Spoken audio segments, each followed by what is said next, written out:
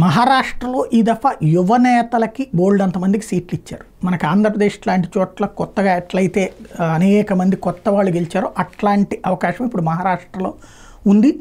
మన తరంలో ఏం జరుగుతుంది అన్నటువంటిది, అంటే ఈ యువ నాయకుల్ని ఎన్నుకుంటారా మహారాష్ట్ర, అంటే ఒక వేవ్ వచ్చినప్పుడు ఎట్లా ఉంటుందో ఆంధ్రప్రదేశ్లో కానీ అట్లాంటి వేవ్ మహారాష్ట్రలో వస్తుందా? ఎందుకంటే అన్ని పార్టీలు కూడా యువనేతలు ఉన్నారు. మరి ఈ వేవ్ ఎవరిని తుడిచిపెడుతుంది, ఎవరిని ఏం చేస్తుందనే చూడాలి. శ్రీగొండ నుంచి సిట్టింగ్ ఎమ్మెల్యే బాబన్ రావు సతీమణి ప్రతిభ యంగ్స్టరే, అలాగే అశోక్ చవాన్ కుమార్తె జయా చవాన్ కూడా వీళ్ళు బీజేపీ నుంచి చేస్తున్నారు. అట్లాగే మలద్లో బీజేపీ నగర అధ్యక్షుడు ఆశీష్ సోదరుడు వినోద్ షలార్, ఐకాల్ కరంజీ నుంచి మాజీ మంత్రి తనయుడు రాహుల్ అవదే సిట్టింగ్ ఎమ్మెల్యే సతీమణి సులభా గైక్వాడ్ కళ్యాణ్ ఈస్ట్ నుంచి పోటీ చేస్తుంటే, లాతూర్ నగరా నుంచి కాంగ్రెస్ దిగ్గజ నేత శివరాజ్ పాటిల్ కోడలు అర్చనా పాటిల్ బీజేపీ తరపున చేస్తున్నారు. అలాగే కాంగ్రెస్ పార్టీ తరపున చూస్తే వరోరాలో ఎంపీ ప్రతిభా సోదరుడు ప్రవీణ్ కకడే, ఆర్నీలోని మాజీ మంత్రి శివాజీరావు తనయుడు జితేంద్ర. అంటే ఓ రకంగా చెప్పాలంటే వారసులు పోటీ చేస్తున్నారు. ఈ వారసుల్ని యంగ్స్టర్స్ కిందను చూపెడుతున్నాయి పార్టీలు.